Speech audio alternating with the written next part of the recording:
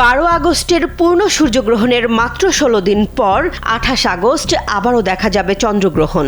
এবার এটি হবে আংশিক চন্দ্রগ্রহণ, যার সর্বোচ্চ পর্যায়ে পৃথিবীর গাঢ় ছায়া চাঁদের ব্যাসের প্রায় 93% ঢেকে দেবে।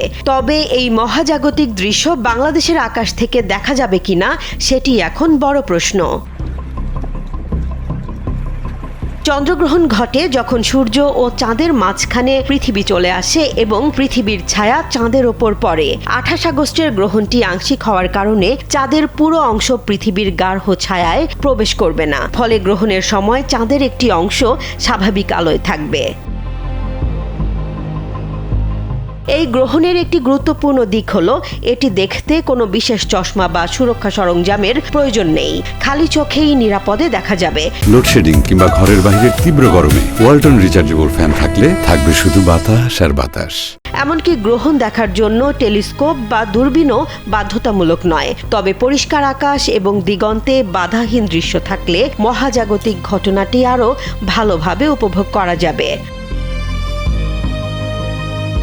28 আগস্ট স্পেনের পুরো অঞ্চল থেকেই গ্রহণের কোনো না কোনো পর্যায়ে দেখা যাবে, তবে সব জায়গায় একইভাবে দৃশ্যমান হবে না। স্পেনের মধ্য ও পূর্বাঞ্চল, বালিয়ারিক দ্বীপপুঞ্জ এবং মেলিয়ায় গ্রহণের আংশিক পর্যায় শেষ হওয়ার আগেই চাঁদ অস্ত যাবে।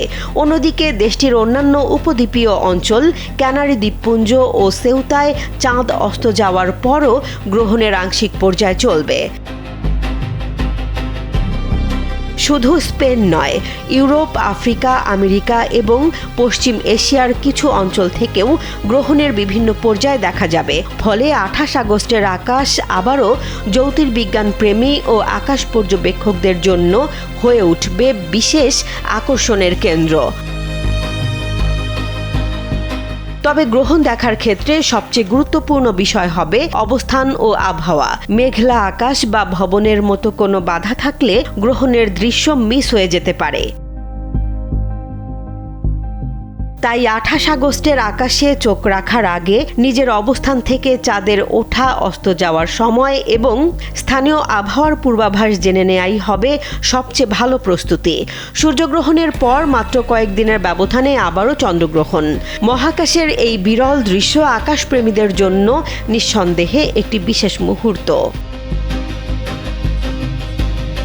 জেসমিন জাহান, কালবেলা।